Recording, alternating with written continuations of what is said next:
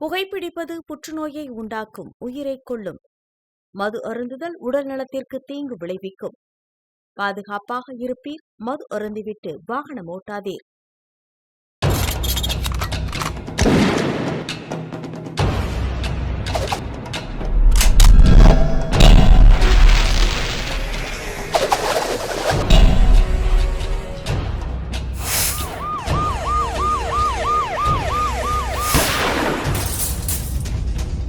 கோப்பியம், உண்மையும் பின்னணியும்.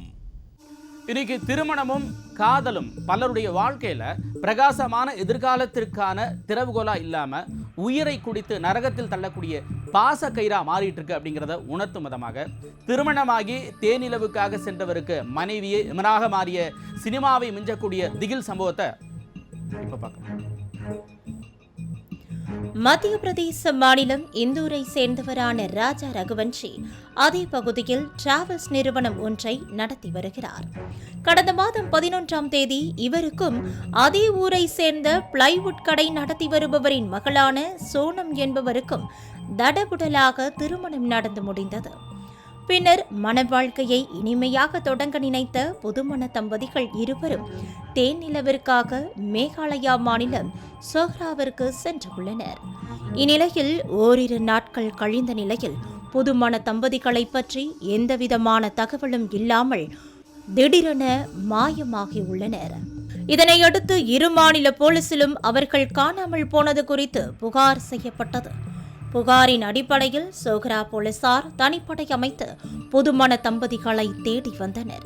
அப்போது சிரபுஞ்சி பகுதியில் உள்ள வெய்ஜாவ்டா அருவிக்கரை அருகே உள்ள பள்ளத்தில் கணவர் ராஜா ரகுவன்ஷி மட்டும் பிணமாக மீட்கப்பட்ட நிலையில் மனைவி சோனம் என்ன ஆனார் என்பது குறித்து எந்தவிதமான தகவலும் தெரியாமல் இருந்தது. இதற்கிடையே உத்தரப்பிரதேச மாநிலம் வாரணாசியில் உள்ள காசிப்பூரில் இருக்கும் ஒரு ஹோட்டலில் தங்கியிருந்த சோனம் அங்குள்ள போலீசில் தஞ்சமடைந்து உள்ளார். இதைத் தொடர்ந்து உத்தரப்பிரதேச போலீசார் சோனத்திடம் நடந்த சம்பவம் குறித்து விசாரித்த போது கொள்ளையர்கள் பணத்திற்காக தனது கணவரை கொன்று நகைகளை கொள்ளையடித்து சென்று விட்டதாக கூறியுள்ளார். ஆனால் சோனம் கூறியதில் உண்மை இல்லை என்பதை அறிந்த போலீசார் அவரிடம் நடத்திய கிடுக்குப்பிடி விசாரணையில் போலீசாரை அதிர்ந்து போகும் அளவிற்கு பல்வேறு பகீர் தகவல்கள் வெளிவந்தன. See, right after we got the information that Sonam and her husband had gone missing, we took up the challenge. See, immediately we started the search, and then subsequently during search, we had utilized NDRF, SDRF, and now also our SOT boys. Then eventually on the 2nd, we discovered the body of Raja that we saw wrong. So subsequently we got a murder case registered.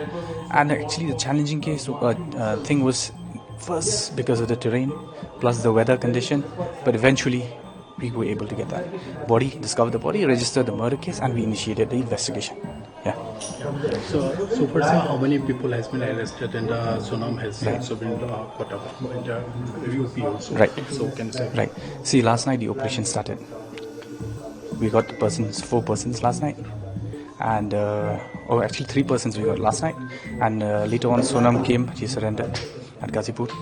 Then this morning around before 12. We got another person, we arrested another person. So basically right now 4 persons have been arrested, being produced at the respective court, and we're going to get the transit warrant to bring them to Shillong for production in Shillong. And regarding to Sonam, she's already there, she has surrendered, and our team has already moved out from Shillong. They're all about to reach Gazipur, and eventually they will formally arrest her, and then take the transit remand. திருமணத்திற்கு முன் சோனம் தனது நிறுவனத்தில் கணக்காளராக வேலை பார்த்து வந்த ராஜ் குஷ்வாகாவை காதலித்துள்ளார். ஆனால் சோனத்தின் பெற்றோர் தொழிலதிபரான ராஜா ரகுவன்ஷிக்கு திருமணம் செய்து வைத்ததால் திருமணத்தை ஏற்றுக்கொள்ள முடியாத சோனம் தனது காதலையும் கைவிட முடியாததால் அப்பாவியான கணவர் ராஜா ரகுவன்ஷியை கூலிப்படையை ஏவி கொலை செய்திருக்கும் திடுக்கிடும் தகவல் தெரிய வந்தது. சரியா ஒரு 20 வருடங்களுக்கு முன்னாடி 2006 கேரள மாநிலம் மூணாறில் நடந்த தேனிலவு கொலையை நினைவூட்டும் விதமாக அரங்கேற்றப்பட்டிருக்கக்கூடிய இந்த ஹனிமூன் கொலையை சோனம் தன்னுடைய காதலன் ராஜ் குஷ்வாகாவோட சேர்ந்து அரங்கேற்றியது எப்படி அப்படிங்கிறத இப்ப பார்க்கலாம். உத்தரப்பிரதேசத்தில் நல்ல வசதி படைத்த குடும்பமான சோனமின் தந்தை அதே பகுதியில் நடத்தி வந்த பிளைவுட் நிறுவனத்தை மகள் சோனத்திடம் ஒப்படைத்துள்ளார். அப்போது அதே நிறுவனத்தில் கணக்காளராக வேலைக்கு சேர்ந்த ராஜ் குஷ்வாகாவுடன் சோனத்திற்கு பழக்கம் ஏற்பட்டு உள்ளது.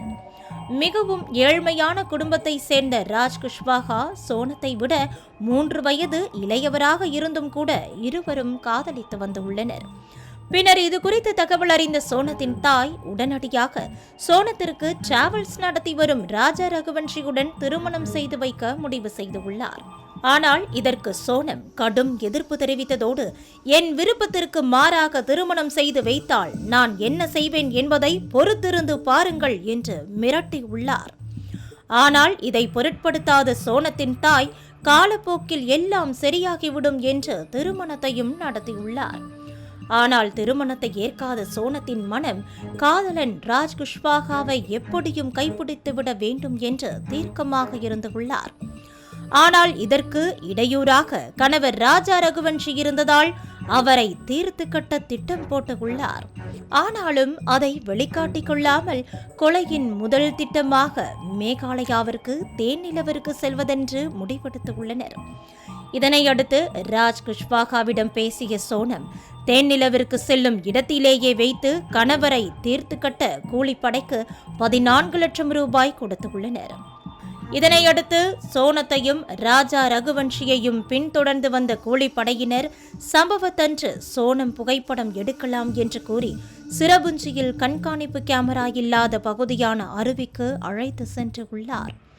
அப்போது அவர்களை பின்தொடர்ந்து வந்த விஷால் உள்ளிட்டோர் கோடாரியால் ராஜா ரகுவன்ஷியை கொடூரமாக வெட்டியுள்ளனர்.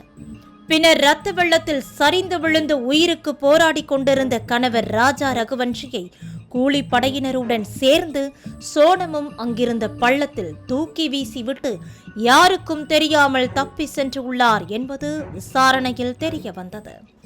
இந்நிலையில் சோனம், அவரின் காதலன் ராஜ் குஷ்வாகா, கூலிப்படையை சேர்ந்த இருவர் என 3 கைது செய்திருக்கும் நிலையில் இந்த கொலை எப்படி நடந்தது என்பதை அறிய சம்பவம் நடந்த இடத்திற்கு சோனத்தை அழைத்துச் சென்று நடிக்க வைத்து காட்டவும் போலீசார் முடிவு செய்துள்ளனர்.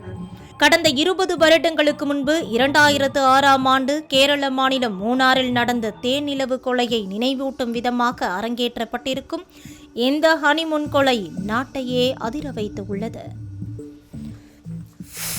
எந்த ஒரு பெற்றோரும் தன்னுடைய மகளை ஆசையாக பெற்று வளர்த்து படிக்க வைத்து அவர்களுடைய எதிர்கால வாழ்க்கை நலனை கருதி ஒரு திருமண பந்தத்தில் அவர்களை ஈடுபடுத்துகிறார்கள் என்று சொன்னால், அந்த திருமண பந்தத்தில் தன்னுடைய துணையாக, இணையாக, வாழ்க்கை துணையாக, வாழ்க்கையினுடைய பார்ட்னராக வருகின்ற கணவர் அவருக்கு பிடித்தவரா, அவருடைய மனதுக்கு ஏற்றவரா என்பதை யாரும் பெரும்பாலான பெற்றோர்கள் கேட்க மறந்து விடுகிறார்கள், அல்லது கேட்காமல் தாங்களே ஒரு முடிவை எடுத்து விடுகிறார்கள். ஏன் என்று சொன்னால், ஒரு பெண்ணுக்கும் ஒரு தந்தைக்குமான உறவு அன்பான உறவு. அந்த பெண் ஒரு குடும்பத்திலே இருக்கிறார், அவர் வளர்கிறார், இன்னொரு குடும்பத்திலே வாழ செல்கிறார் என்று சொன்னால், அந்த பெற்றோர் அவருக்கு அளிக்கப்பட்டுள்ள, ஏன் என்று சொன்னால் இந்தியாவிலே உள்ள அத்தனை மனிதர்களுக்கும் அரசியலமைப்பு சட்டத்தினுடைய உரிமைப்படி 14, 19, 21 படி ஒரு பெண் தான் நினைத்த வாழ்க்கையை, தான் விருப்பப்பட்ட வாழ்க்கையை, தனக்கு ஏற்பட்ட துணையை தானே முடிவு செய்து கொள்ளலாம் என்று வலியுறுத்துகிறது. அப்படி இருக்கும் பொழுது பெற்றோர்கள் அப்படி அந்த பெண்ணினுடைய சம்மதம் இல்லாமல் ஒரு திருமணத்தை நடத்தி வைப்பதால் வருகின்ற விளைவுகள் தான் நீங்கள் பார்த்த இந்த சோனம் என்கிற பெண் தன்னுடைய கணவரை கூலிப்படையை வைத்து கொலை செய்து இன்று குற்றவாளியாக சிறையில் வாடிக்கொண்டிருப்பது. கோப்பியம், உண்மையும் பின்னணியும்.